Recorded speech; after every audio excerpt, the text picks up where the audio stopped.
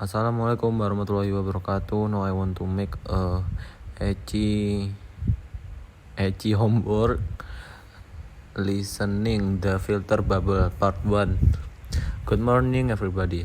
Good morning. Hello. Now have you ever noticed that when you log onto the internet, you nearly always see adverts for things that you are interested in? Yes? Okay. So let's say you were looking for a new pair of trainers last week. Well, suddenly you'll see adverts for trainers all over the place. Well, believe it or not, this isn't random. The internet browsers, websites, and apps that we use know a lot about us because they monitor how we use their site or app. This way, they can work out what we like and don't like. Clever. So, you have probably heard of cookies. Am I right? Yes? Okay. When you visit some sites for the first time, a cookie is downloaded onto your computer that keeps a track on how you travel around the site and exactly what you do. So the next time you use the site again, your computer will check the cookies and adapt, depending on the information it stored from your last visit with me. Okay, so without even thinking about it, we give out a lot of information that can then be used to personalize our online experience. Now I saw a great presentation last week by the internet activist Eli Pariser, and I want to tell you a little bit about it. He wrote a book a few years ago called The Filter Bubble, and I think it's something that we could all know about. Here's the book. We actually have it in the school library if you want to borrow it. In this talk, I'm just going to give you a little tester.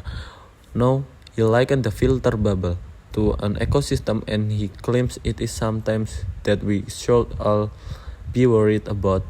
Now, after reading his book and watching his talk, I've got to say I agree with him. I think it's something you should all know about too. So let me try to explain using a simple example. Imagine I support a political party. So to keep this really simple, let's call it the Yellow Party. Okay, so let's say I have a lot of friends who also support the yellow, but some of my friends support the reds. Now, on my favorite social media site, I want to see the post from all my friends, but I tend to click more on the link that are posted by my friend who support the yellow like me. Obviously, even so, I do still want to see what the Reds are posting about with me. Okay, now a few months ago, just before the big election, I noticed something quite weird happening on my newsfeed. I noticed that my friend who supports the Red Party had almost completely disappeared from the site, and I was only being some posts from my yellow friends. Weird.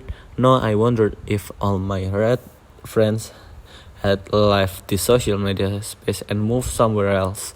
But when I clicked on their profile to check, I could see that they had been busy posting links and talking to people, but their posts were being hidden from me. And it's only now I understand why. I know it's because I hardly ever click on their posts and I didn't interact so much with them. So the social media site itself had decided for me what I wasn't interested in their post.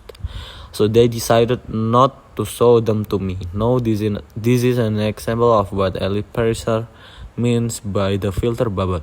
It's when this website and apps choose what information we can and cannot see. Does that make sense? I think enough. Wassalamualaikum warahmatullahi wabarakatuh.